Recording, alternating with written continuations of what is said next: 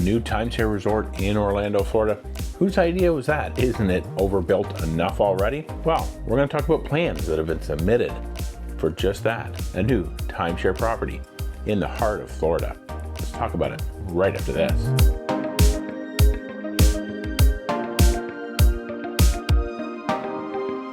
Hello and welcome to Destination Timeshare. I'm Jeremy. Today we're talking about plans that have been submitted for a new timeshare resort in Orlando in an area that they actually call World Gateway. And these plans actually show that this is a Marriott planned property. And by Marriott planned property, we may or may not mean Marriott Vacation Club. So let's talk about this. This is actually a development that's just a short drive from the gates of Walt Disney World. If you're familiar with the area at all, it is kind of close to International Drive, but not the same area of International Drive where we find Marriott's Grand Vista, Sheraton, Vistana Villages, and a lot of other timeshare resorts and hotel properties. This is actually further south, kind of near World Center Drive and the Orlando World Center Marriott Hotel, the three Marriott Vacation Club properties there that are Sable Palms, Royal Palms, and Imperial Palms. Even if you know where the Holiday Inn Orlando Suites Resort is, what used to actually be the Nickelodeon Hotel, well, it's actually really close to there. These site plans from a civil engineer actually called Kimley Horn indicates that a Marriott branded timeshare called Gateway Vista is planned on an 11-acre parcel down there. And it's actually said to have 225 units, 5 studios, 124 2-bedrooms, 80 2-bedrooms with lock-off. And it says here, the remaining 16 units are proposed to be located in 3 separate kind of lake house buildings, kind of near a water feature there. So kind of a little bit interesting concept with lake houses. I actually did a video on this a while back. Wasn't all that popular, but you can take a look at it right up here. I kind of talk about how they could use some different kind of formats instead of just the traditional villas. But this actually seems to be kind of a smaller version of what was actually kind of planned and proposed that they did kind of last year in the summer of 2023, which kind of called for 300 timeshare units. So kind of fine tuning what they're going to build here, it seems like.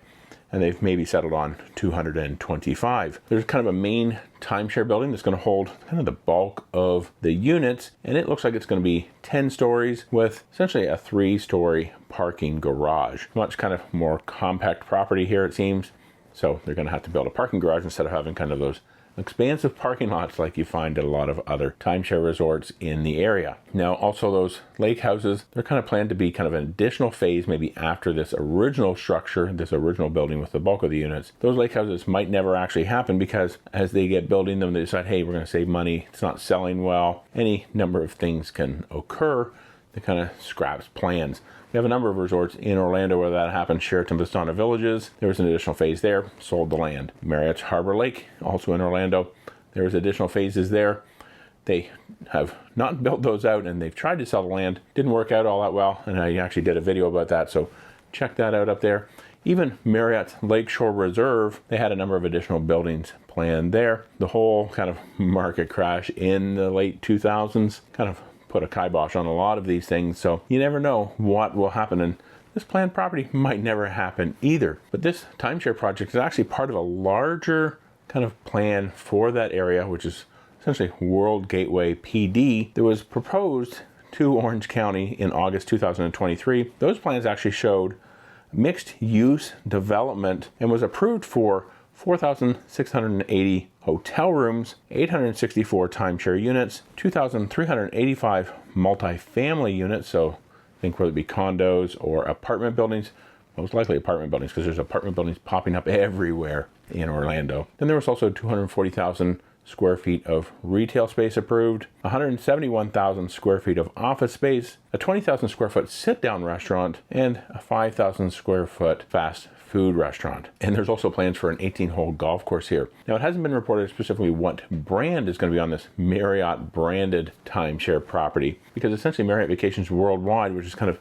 a bigger company that controls a number of different brands. They have Marriott Vacation Club, Westin and Sheraton Vacation Club, Ritz-Carlton Residence Club, Grand Residence by Marriott, St. Regis Residence Club, and they also have Hyatt Vacation Club. Now, even though we don't know what brand it's going to be, I think we have a little bit of a hint of what it will be in kind of a video or an audio webcast that I heard from the JP Morgan Gaming, Lodging, Restaurant, and Leisure Management Access Forum that John Geller, he's the CEO of Marriott Vacations Worldwide, spoke at in Las Vegas on March 14th. You can actually go out and find this on the Marriott Vacations Worldwide website in kind of their investor relations section. So let's listen to what he actually had to say about kind of their thoughts on Orlando overall as a destination and a place where they may or may not build out resorts. As you think about Hyatt, I think I mentioned earlier, there's only 22 resorts there. And when we bought ILG and got the Hyatt Vacation Club,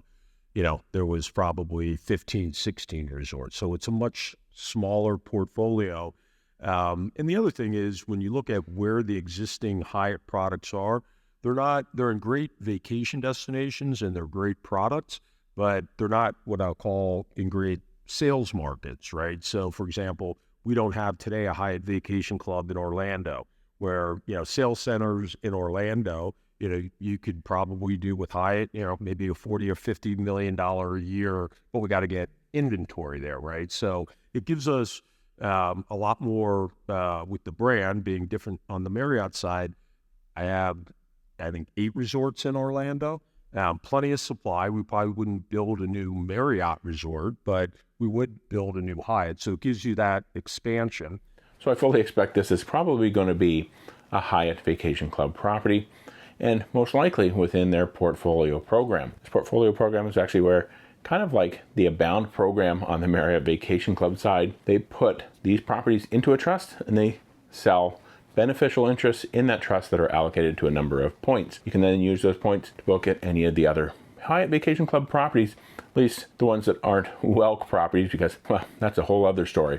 I'll put a video to that up here. It seems Orlando is really kind of probably an important sales center for them to really try and grow the Hyatt Vacation Club brand, because like he said, $40 to $50 million in additional sales that they could potentially turn out there in Orlando. So now I really hope you enjoyed this video. If you want to see another one about Hyatt Vacation Club, well, I'm going to put a video to one right here.